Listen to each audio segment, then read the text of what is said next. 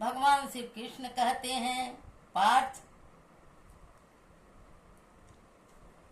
भगवान श्री कृष्ण कहते हैं संत मिलते उसे संस्कार, उसने पूर्व में जो वे किए उसने पुनः वह यत्न करता सिद्धि पाने के लिए। वह सिद्धि पाता साहब ही निज पूर्ण योगाभ्यास से यो पल युक्त अभ्यास करके मुक्त होकर पाप से, वह जन्म के पश्चात योगी मुक्त होता ताप से, मुक्त होता ताप से।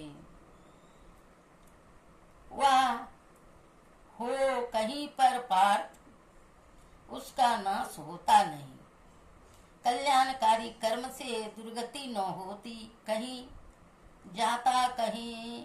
वह धर्मवीर मनुष्य जाते जहाँ जाकर विचरता योग भ्रष्ट मनुष्य क्यों तब वहीं।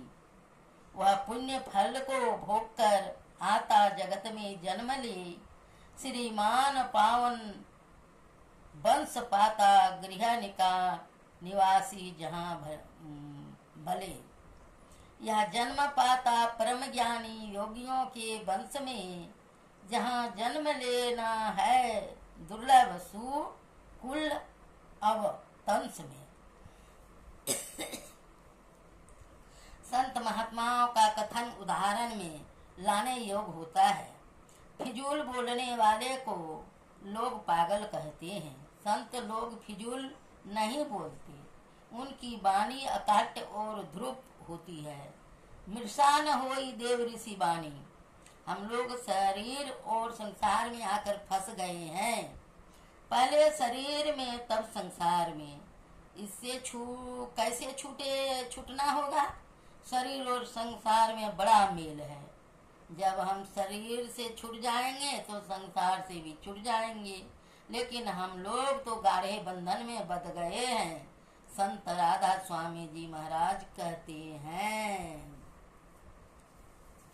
हैं संत के शरण में जाने से मनुष्य का जीवन सार्थक होता है। अगर जीव सभी मनुष्य को परमात्मा ने अधिकार दिया है भगवत भजन करने का।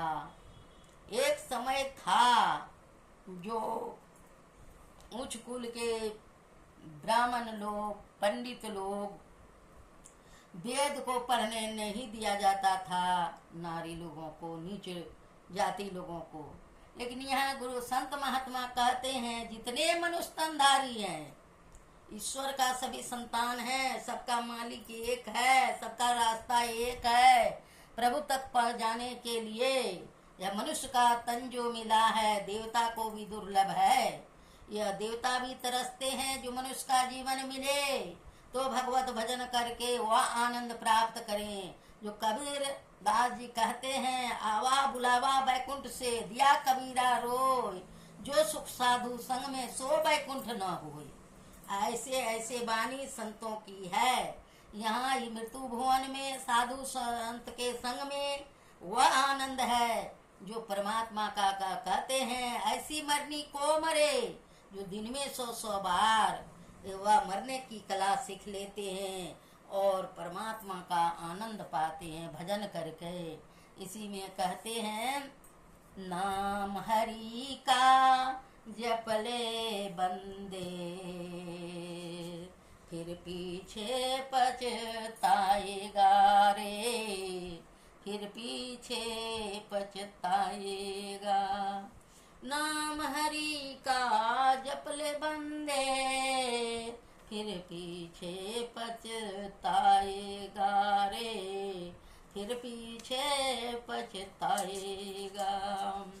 बालापन में खेला खाया, बालापन में खेला खाया, भरी जवानी मस्त रहा, भरी जवानी मस्त रहा। आई बूढ़ापा रोग सताया,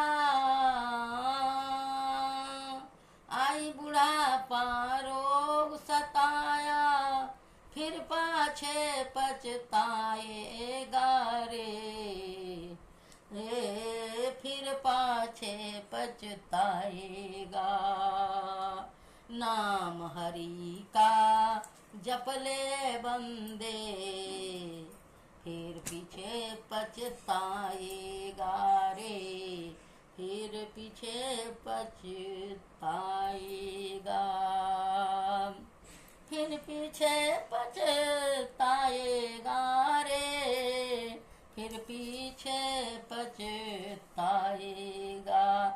इन बंधनों से छूटने का उपाय अपने अंदर में ही ध्यान करना संत लोग बतलाते हैं।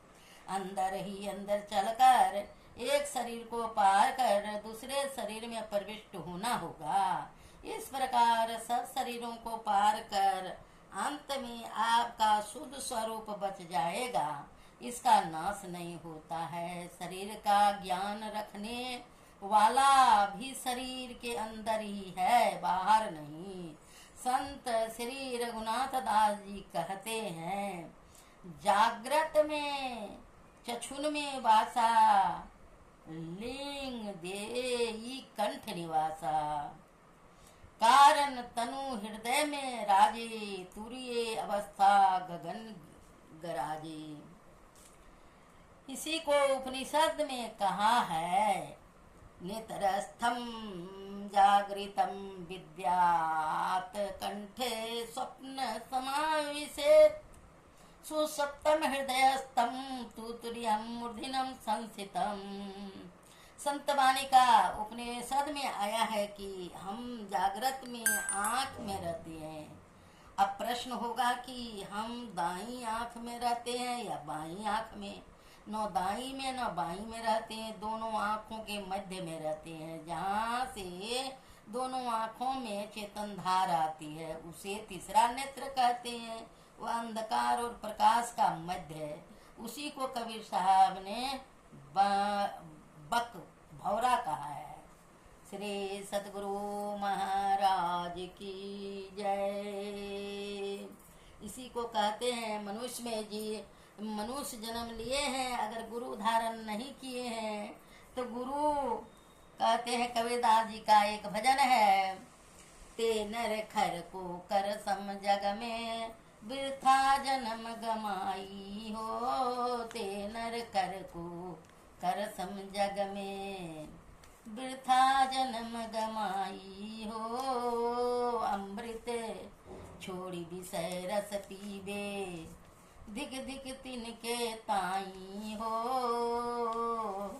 हरि रस छोड़ी अमृत छोड़ी विषय रस पीबे, दिग दिग तिनके ताई हो।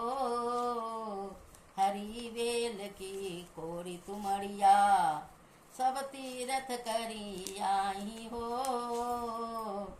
जगन्नाथ के दर्शन करके, अजहुन गई करुआई हो। जगन्नाथ के दर्शन करके, अजहुन गई करुआई हो। जैसे फूल उजाड़ को लागो, जैसे फूल उजाड़ को लागो, बिन स्वार्थ झरी जाई हो।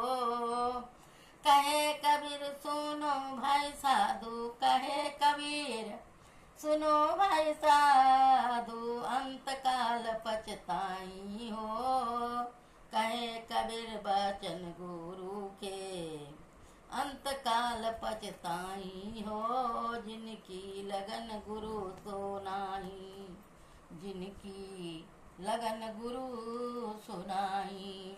जो गुरु धारण नहीं किए हैं, जितने मनुष्य तनधारी हैं, प्रभु भक्ति कर सकते सभी।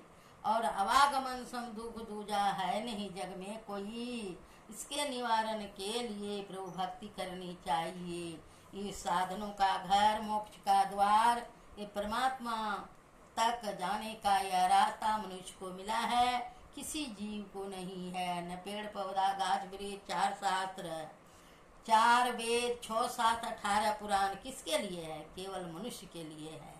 अब मनुष्य इससे अपना जीवन को